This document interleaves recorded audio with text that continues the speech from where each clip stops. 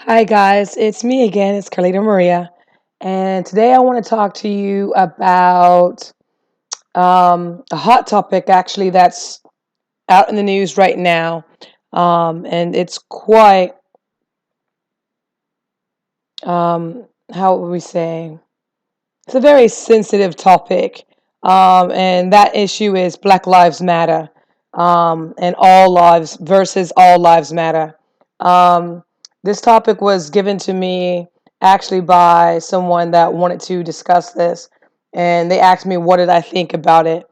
And being a person of multiracial culture, um, I I think it's quite interesting that you have a situation where, in my opinion, you have the media is out um, instigating things and stirring the pot in order to amplify their ratings in order to get more ratings, um, and that we've had these issues going on for decades.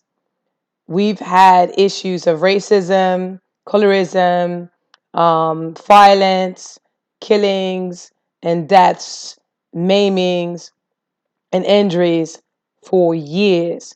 This issue is nothing new. And yet, we have everyone acting as if it's a brand new issue, and it really is not. What really frustrates me is that everyone assumes that one life is less important than the other. And I'm here to tell you that that is actually not true at all. Because Christ did not call us here to put one life above another life. Because at the end of the day, underneath our melanin, we're all the same color. We all bleed red. And no matter which way you look at it, that is the difference in color. It is not necessarily culture that divides us at all times, not even just necessarily religion. You have so many things that can tear us apart, besides just color. I mean, what's even crazier is that you have um, racism within the races. You have casteism. You have um, colorism, which is a race is which is racism within a race. It's people that are spiteful or hateful towards people of different shades of color within the same race. That's out there. And I think that at the end of the day, we have so much hatred going on nowadays that it's just simply too much. Christ did not look at us. He did not look at one person versus the other based off of their race. He looked at them as people. And at the end of the day, that's what we have to do. Um, I don't designate myself as being black. I don't designate myself as being Hispanic. I don't designate myself as being Asian. I don't designate myself as being white or black. At the end of the day, I'm multiracial. I am all of the above. And at the end of the day, I'm American. So I think that we have to understand that no one is one culture and no one is one race. So, we have to open our minds and our hearts and educate ourselves, to be better people, to be smarter, and to do better than um, our past, to do better than our predecessors. I mean, we have to at some point learn from our history. I don't want my 2 year old to signify herself as being one race over another, because she's multiracial and she's multicultural. I want her to embrace who she is, and I want her to embrace all of who she is, not signify one over the other. And I don't think that we should, as a society, have to choose. I truly do not. Um, I think that if you have a person who grew up in a situation the way I did, where because I'm of a lighter shade, um, very lighter shade, um, I have a twin. My twin is of a darker shade. Um, And the things that drove me crazy growing up was the fact that my family would point that out. My dad even made it a point to let me know that he felt that I was not his child because I was of a lighter complexion and he was not. Not looking at genetics and recessive genes. Um, and that in his ancestry, as well as in my mom's ancestry, there's Caucasians. So for me to be born with hazel eyes and blonde hair, which it's brown now, I still have the hazel eyes, and to be really light, white in complexion at birth, he thought I was a white child. And when my twin was born, she was a brown baby with dark eyes, with dark hair. So, the irony of ironies was he had a white child and a black child in his mind, and he didn't understand the genetics of it all. Um, I actually watched a blog where someone was trying to explain that African ancestry or African genetics is always going to be a dominant genetic, no matter the child. If it's going to be a mixed race child. And I have to say, no, it's not. That's not true. It's all about genetics and whether or not you have a dominant gene or a recessive gene. And sometimes that recessive gene becomes a dominant gene. And not always do you see that dominant gene being what comes through and what pulls through. So you can have two dark skinned people have a white child, as seen in Africa, where you just recently had in the news two dark skinned Africans in Africa that had a blonde, blue eyed child. That is genetically their child, but there was a recessive gene that allowed for that child to come to fruition. So I think at the end of the day, we have to understand that, we have to open our minds and not single out or pick out um, someone just because they're different and not pick on them because they don't fit in. I think it makes it hard for us as we grow up. I know for me, when I was younger, I did not fit in anywhere. Um, Being multiracial, I didn't fit in with the Hispanics because I wasn't Hispanic enough. I didn't fit in with Caucasians because I wasn't Caucasian enough. I didn't fit in with blacks because I was not black enough. I didn't fit in with Native Americans because I wasn't Native American enough. And I didn't fit in with the Asians because I'm not Asian enough. So the reality of the situation is that we don't always fit in where we want to fit in. And it took time for me in maturing. And I, in the end, accepted who I was for my diversity. And I found and chose friends who accepted me for who I was, for the diversity of who I am. And I moved forward in my life. God placed people in my life who was willing to journey with me on the path of just being open minded and loving.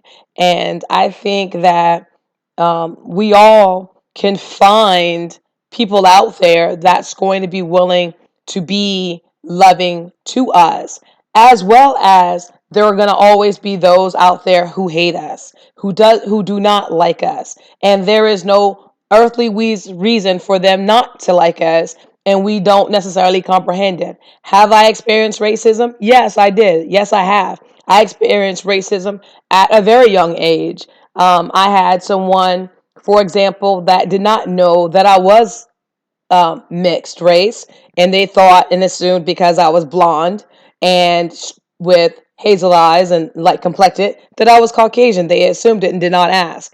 And when my sister came around to collect me to go home, they discovered that I was white. And mind you, my best friend, Mary, I still remember you because this was significant for me. Her mother became very upset and very angry that she had a nigger, as she put it, swimming in her pool. because she did not realize that this curly haired blonde child was black. She did not realize that I was of color and that I was mixed race. So she made me, instead of allowing for me to walk through her house, which I came through the front door, she made me walk around her yard, through the yard from the pool, and said she was now going to have to sterilize her pool with chlorine and empty the whole thing out because a nigger had been in her pool. And that I was to never talk to her child again because she did not understand why I was trying to pass myself off for being white when I was nothing but a no good nigger. Now, mind you, this was in the 80s, the early 80s, um, as a matter of fact, in Rockledge, Florida. So you would think that in that time, in that time, that racism would have been squashed and would not be around, but I'm here to tell you that it was still quite prevalent. Did I let that define me? Do I pull out my black card and hand it out all the time and say, hey, I can't get ahead in life because I'm black and people are holding me back? No, I tuck that card away and dismiss it, because at the end of the day, if I want to accomplish something, if I want anything in this life, it is up to me to educate myself to accomplish what I want in this life. It is up to me as an individual to go out and educate myself and get the college degrees that I need and the experience that I need to get the jobs that I want. It is not up to anyone to give me anything. I don't utilize anything that I haven't earned. I have struggled and I have fought for everything that I have. And I do not expect anything less than that from my child and my nieces and nephews and anyone else in my family. I will never stand by and say, hey, I'm going to kick back and just, wait for a hand me out or wait for affirmative action to get me what I want. No, I have studied hard and gotten myself into colleges, even with learning disabilities. That's another blog. With medical disabilities, again, another vlog. And other issues. I am working on being the first medical doctor in my family, and I plan on accomplishing that and setting an example for my daughter. At the end of the day, I think, we all have to take each experience that we have in life, be it racism or not, and take it with a grain of salt, and use it to grow ourselves and not utilize it to carry it as a chip on our shoulder or a backpack, or as a pack on our back, utilizing it as a stumbling block that's going to prevent us from moving forward in life. At some point, you're going to have to shed that baggage and move forward in your life and let that garbage go. So here I am to say, look, yes, I have experienced the light skinned me. Yes, yes, yes. I have experienced racism. Yes, I have. And I am here to tell you I have experienced it in the 80s, I have experienced it in the 90s, and I have experienced it in the 2000s. And I'm here to tell you that at the end of the day, I respect law enforcement and I thank them for what they do.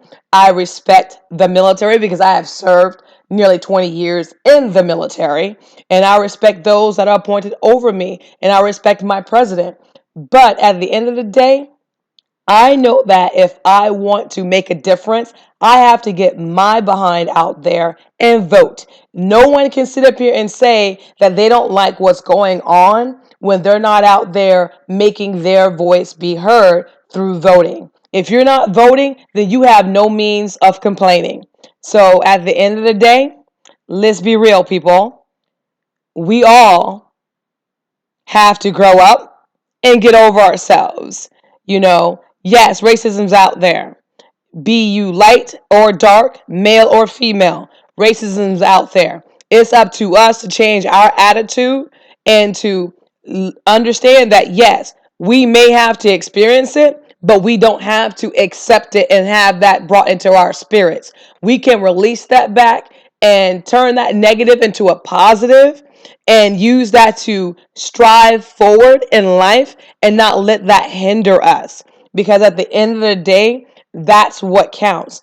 If whether or not we get ourselves and pick ourselves up is what counts. If we're going to allow what's going on with society and racism and colorism to hold us back, then we're never going to get beyond that. It's going to always be a burden for us. But if we turn that negativity into a positive and get ourselves out there and make a change in a peaceful way and in a peaceful manner without violence and doing things in a right way, then yes, we can make our voices be heard in a right way, in my opinion. Is it going to always work? I think it has worked. Look at the examples that Martin Luther King set. Look at what Gandhi has done. Look at all the various people that have moved forward in peace for protests versus violent protests. I think at the end of the day, when it comes down to Black Lives Matter, no, baby. It's not about black. It's not about white. All lives matter. Be you black, white, Asian, purple, green, brown, yellow, or whatever color, race, creed, or sex you are. All lives matter. Because we are all human and we all deserve to live our lives. May God be with you. Blessings to you all. Let me know what you think. If you don't agree, leave your comments in leave any comments you want to leave. If you got a topic that you would want to hear at a later date, then please leave that for me. I got a Facebook page that I'll leave also in the comments, in the description box for you. If you want to hear something else, or you want to if you want to talk about something else, we'll definitely discuss it. I know this is a little shaky and people might not like it, but that is my opinion. Again, I'm Carlita Maria. And again, all lives matter. Get out there and vote. Make your voices heard. May you be blessed. Always. Godspeed.